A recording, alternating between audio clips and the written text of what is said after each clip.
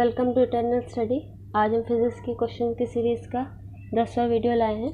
तो अगर आपने इसके पहले के वीडियोस को नहीं देखा है तो उसका लिंक डिस्क्रिप्शन बॉक्स में दिया गया है, तो आप वहां जाकर उन वीडियोस को देख सकते हैं। और अगर आपने हमारे चैनल को सब्सक्राइब नहीं किया है तो सब्सक्राइब करके बेल आइकन दबा लीजिए ताकि आपको हमारे चैनल की सभी वीडियोज़ का नोटिफिकेशन मिलता रहे। और अगर आपको इन वीडियोज़ के क्वेश्चंस की PDF चाहिए तो उसको आप हमारे टेलीग्राम ग्रुप पर भी फॉलो कर सकते हैं। और डेली 5 बजे मॉर्निंग में करंट अफेयर की क्लासेस चलती हैं, तो आप उसे देखना ना भूलें। तो इसके अलावा मैं बता दूं कि आज जो है वो शेड्यूल जो है वो दिया गया है कि किस समय पर कौन सा वीडियो जो है वो अपलोड की जाती है, तो आप उसको भी ध्यान से देख लीजिए ताकि आपका कोई भी वीडियो जो है वो मिस ना हो हमारे चैनल का। तो चलिए अब क्वेश्चन स्टार्ट करते हैं।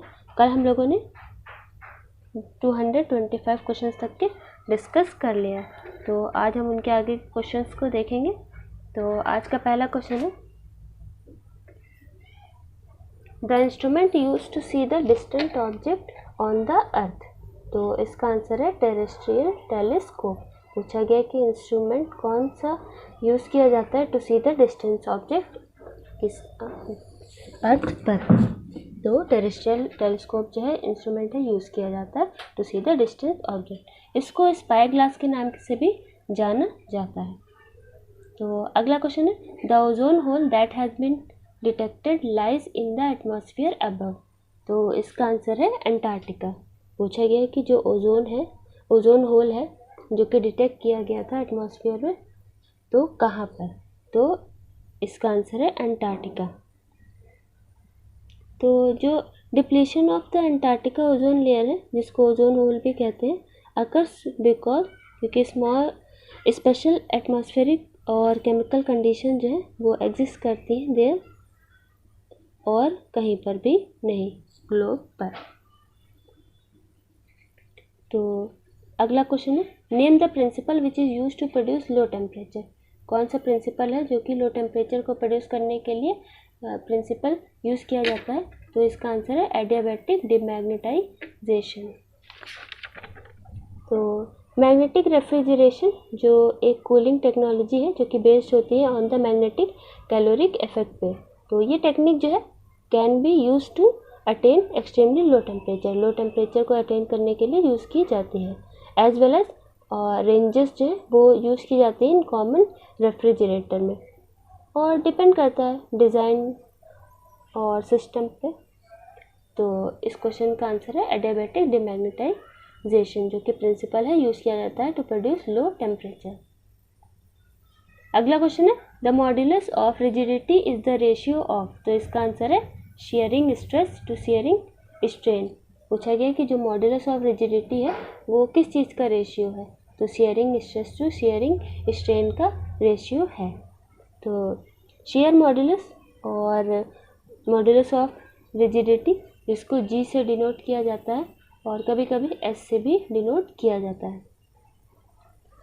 तो अगला क्वेश्चन है, heat transfer horizontally with in the atmosphere is called. तो इसका आंसर है एडवेक्शन। पूछा गया कि जो हीट जो है वो ट्रांसफ़र होती है हॉरिजॉन्टली तो एटमॉस्फेयर में, तो उसको क्या कहते हैं। तो इसको एडवेक्शन कहते हैं। और वर्टिकली की बात करें तो उसको कन्वेक्शन कहते हैं, जो कि ट्रांसफ़र करती है हीट इनटू द एटमॉस्फेयर। तो अगला क्वेश्चन है, angle of friction and angle of repose are. तो इसका आंसर है इक्वल टू ईच अदर। पूछा गया है क्वेश्चन में कि एंगल ऑफ फ्रिक्शन और एंगल ऑफ रिपोज में क्या रिलेशन है। तो बोला गया है तो कि ये दोनों एक दूसरे के इक्वल होते हैं। तो अगला क्वेश्चन है, when a ship enters the sea from a river. तो इसका आंसर है इट राइजेस अ लिटिल। पूछा गया कि एक शिप जो है वो एंटर करती है किसी सी में फ्रॉम अ रिवर, तो जो है इट राइजेस अ लिटिल, ये थोड़ा सा राइज हो जाती है। तो वो जैसे कि हमें पता है कि सी वाटर जो है वो डेंसर होता है देन द रिवर वाटर, तो शिप जो है वो एक्सपीरियंस करती है बुओयंट फोर्स ज़्यादा मात्रा में in sea water than the river water. तो इस क्वेश्चन से बस इतनी इन्फॉर्मेशन। अगला क्वेश्चन है the scientist who first sent electromagnetic waves to distance places. पूछा गया कि कौन से साइंटिस्ट थे, उन्होंने फर्स्ट टाइम जो है वो इलेक्ट्रोमैग्नेटिक वेव को डिस्टेंस प्लेसेस पे सेंड किया था। तो इसका आंसर है हेनरिच हर्ट्ज। ये यहाँ पे काट लीजिए। तो इसका आंसर है हेनरिच हर्ट्ज।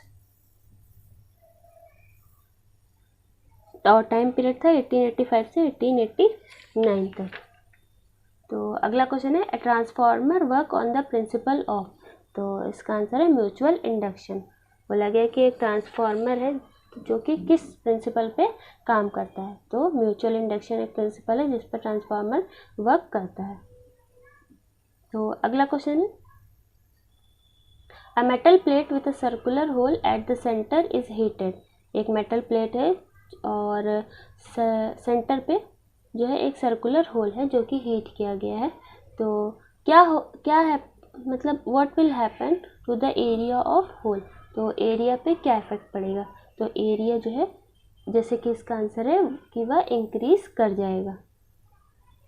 हम एज्यूम कर सकते हैं किसी डिस्क को जो कि यूनिफॉर्म है या आइसोट्रोपिक है, मतलब कि सेम है डिफरेंट डायरेक्शंस में। तो होल जो है वो क्या करेगा, एक्सपैंड हो जाएगा सेम रेशियो में एज द मेटल। तो ये किस वजह से होगा, तो ये थर्मल एक्सपेंशन इक्वेशन की वजह से होगा जो कि अप्लाई होती है सभी लेंथ में एसोसिएटेड विद द मेटल। तो अगला क्वेश्चन है the centre of gravity of a sprinter during the race lies. तो इसका आंसर है अहेड ऑफ हिज फीट। तो जो सेंटर ऑफ ग्रेविटी है स्प्रिंटर का ड्यूरिंग द रेस, तो रेस के टाइम पे जो सेंटर ऑफ ग्रेविटी है किसी भी स्प्रिंटर का वो कहाँ लाई करता है, तो अहेड ऑफ हिज फीट। तो अगला क्वेश्चन है which type of reaction produces the most harmful radiation. कौन सी टाइप के रिएक्शंस हैं जो कि सबसे ज़्यादा हार्मफुल रेडिएशंस को प्रोड्यूस करती है। तो ये है फिजन रिएक्शन। तो जैसे कि हम जानते हैं न्यूक्लियर फिजन जो कि एक प्रोसेस है जिस पर जो कि operation of most nuclear power plant पर बेस्ड होता है कि जब सर्टेन न्यूक्लियाई जो है, जैसे एग्जांपल ले लेते हैं यूरेनियम 235, तो बम्बार्ड किया जाता है विद द न्यूट्रॉन्स। तो न्यूक्लियस जो है वो स्प्लिट हो जाता है दो स्मॉलर न्यूक्लियाई पर ऑफ इक्वल साइजेस। तो अगला क्वेश्चन है the time period of a pendulum when takes to the moon would. तो इसका आंसर है इंक्रीजेस। पूछा गया कि जो टाइम पीरियड है किसी भी पेंडुलम का जब हम उसे मून तक ले जाते हैं तो उस पर क्या इफेक्ट पड़ेगा टाइम पीरियड पे, तो ये इंक्रीज कर जाता है। बोला गया कि जब पेंडुलम को हम ले जाते हैं मून तक तो वैल्यू ऑफ जी जो है वो डिक्रीज कर जाती है और टेम्परेचर जो है वह इंक्रीज कर जाता है। जी जो है वो डिक्रीज कर जाता है और टेम्परेचर जो है वह इंक्रीज कर जाता है। तो हेंस टाइम पीरियड जो है वो इंक्रीज कर जाएगा एज द पेंडुलम जो है take more time to complete one vibration. तो अगला क्वेश्चन है the function of a ball bearing in a wheel is. तो इसका आंसर है to convert kinetic friction into rolling friction. पूछा गया कि जो फंक्शन है बॉल बेयरिंग का किसी भी व्हील में तो वो कैसा होगा, तो ये क्या करेगा, कन्वर्ट कर देगा काइनेटिक फ्रिक्शन को रोलिंग फ्रिक्शन में। जैसे कि दो और दो से ज़्यादा ऑब्जेक्ट दो ऑब्जेक्ट जो है वो स्लाइड कराए जाते हैं अगेंस्ट ईच अदर, तो अदर फ्रिक्शन जो है वो प्रिवेंट करता है फ्रॉम मूविंग स्मूथली मूव करने में वो प्रिवेंट करता है।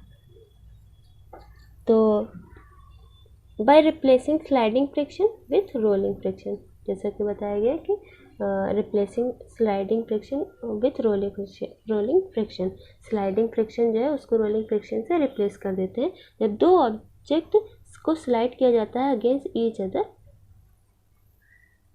तो अगला क्वेश्चन है electrostatic precipitator is used to control. तो इसका आंसर है एयर पोल्यूशन। इलेक्ट्रोस्टैटिक प्रेसिपिटेटर जो है वो किस लिए यूज़ किया जाता है, किस चीज़ को कंट्रोल करने के लिए, तो एयर पोल्यूशन को कंट्रोल करने के लिए यूज़ किया जाता है। For removing particles from waste gases at industrial facility and power generating station. तो पावर जनरेटिंग स्टेशंस हो गए, इंडस्ट्रियल फैसिलिटीज़ हो गए, तो वहाँ से वेस्ट गैसेस के पार्टिकल्स जो हैं उनको रिमूव करने के लिए ये इलेक्ट्रोस्टैटिक प्रेसिपिटेटर यूज़ किया जाता है टू कंट्रोल एयर पोल्यूशन। अगला क्वेश्चन है the time period of a seconds pendulum is. तो इसका आंसर है 2 सेकेंड। पूछा गया कि जो टाइम पीरियड होगा किसी सेकेंड्स के पेंडुलम का तो वो कितना होगा, कितने सेकेंड होगा। अगर सेकेंड्स में नापे तो वह 2 सेकेंड होता है। तो अगला क्वेश्चन है what is used in MRI machine. तो इसका आंसर है magnetic field and radio waves. Magnetic field and radio waves. पूछा गया विच टाइप ऑफ वेव्स जो है वो यूज़ की जाती है एमआरआई मशीन में। तो मैग्नेटिक फील्ड और रेडियो वेव्स जो है यूज़ की जाती है to measure how much water is in different tissue of a body. किसी भी बॉडी के डिफरेंट टिश्यू में कितना वाटर जो है वह प्रेजेंट है। तो ये सारी इंफॉर्मेशन जो है वाटर्स की तो वह क्या की जाती है कि लोकेट कर ली जाती है to generate a detailed image. तो जैसे क्वेश्चन में पूछा है कि कौन सी टाइप की वेव्स यूज़ की जाती है एमआरआई मशीन में, तो मैग्नेटिक फील्ड और रेडियो वेव्स यूज़ की जाती है। अगला क्वेश्चन है one can distinguish a telescope from a microscope by observing. तो इसका आंसर है length and size of the lens. पूछा गया है कि टेलीस्कोप फ्रॉम अ माइक्रोस्कोप को किस चीज़ से डिस्टिंग्विश किया जा सकता है। तो क्या ऑब्जर्व करके। तो बोला गया है इसका आंसर कि लेंथ और साइज जो है लेंस का, उसकी वजह से इसको ऑब्जर्व करेंगे तो इसका टेलीस्कोप को माइक्रोस्कोप से डिस्टिंग्विश किया जा सकता है। तो इस क्वेश्चन से बस इतनी इन्फॉर्मेशन मिलती है। अगला क्वेश्चन है when a bar magnet is cut into 2 equal half the pole strength of each piece. तो इसका आंसर रिमेन्स द सेम। पूछा गया कि एक बार मैग्नेट है जिसको हम के 2 इक्वल हाफ्स में कट कर दें या 2 इक्वल पीसेस में कट कर दें तो पोल स्ट्रेंथ जो होगी हर सभी पीस की तो वह कैसी होगी, तो वो सेम ही रहेगी। जैसा कि हमें पता है कि हम किसी भी मैग्नेट के टुकड़े को कितने भी पीसेस में ब्रेक कर दें तो वो 2 पोलैरिटी फॉर्म कर लेते हैं, नॉर्थ और साउथ पोलैरिटी, जो कि सेम पोलैरिटी जो है वो रिपेल करती है और डिफरेंट पोलैरिटी जो है वह अट्रैक्ट करती है। और नॉर्थ पोल और साउथ पोल जो है वो अटेन कर लेती है। तो अगला क्वेश्चन है विच determine the sharpness of a image in camera.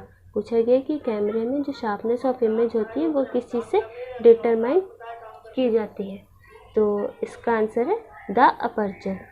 तो अपर्चर की मदद से शार्पनेस ऑफ इमेज किसी भी कैमरा में वह डिटरमाइन की जा सकती है। तो अगला क्वेश्चन है pure water is bad conductor of electricity because it is. तो इसका आंसर है फेबली आयोनाइज्ड। पूछा गया है कि प्योर वाटर जो है एक बैड कंडक्टर ऑफ इलेक्ट्रिसिटी है, क्यों।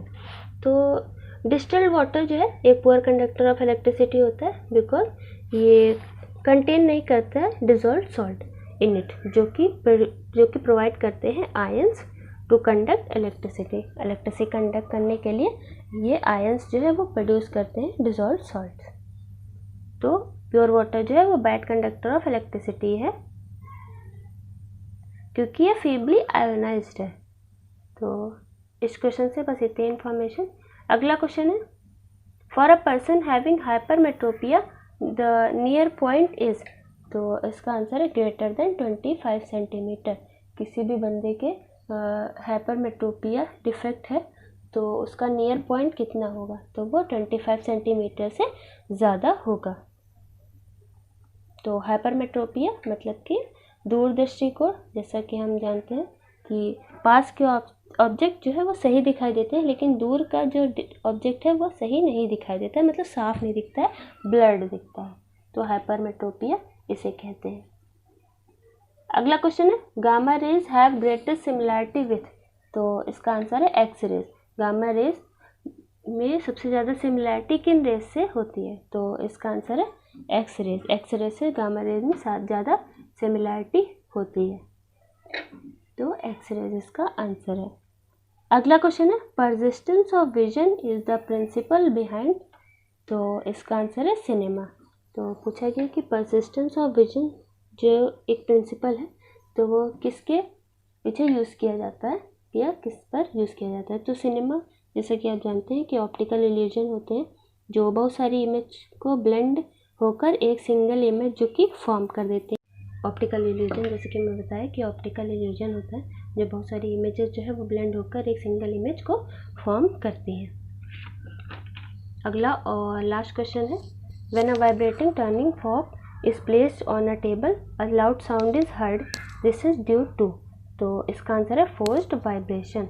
बोला गया है कि जब एक टर्निंग फॉर्क को प्लेस करते हैं किसी टेबल पे तो एक लाउड साउंड जो है वो सुनने के लिए मिलता है या आवाज़ जो है वो सुनाई देती है, तो यह किस वजह से होता है। तो इसका आंसर है फोर्स्ड वाइब्रेशन की वजह से। फोर्स्ड वाइब्रेशन जैसा कि एक ऑब्जेक्ट जो है वो फोर्स करता है अदर ऑब्जेक्ट को टू क्रिएट अ वाइब्रेशन, तो इसे फोर्स्ड वाइब्रेशन कहते हैं। तो ये सारे क्वेश्चन जो है वो पहले पूछे जा चुके हैं, तो आप इन क्वेश्चंस को ध्यान से पढ़ लीजिए और याद कर लीजिए और समझ लीजिए।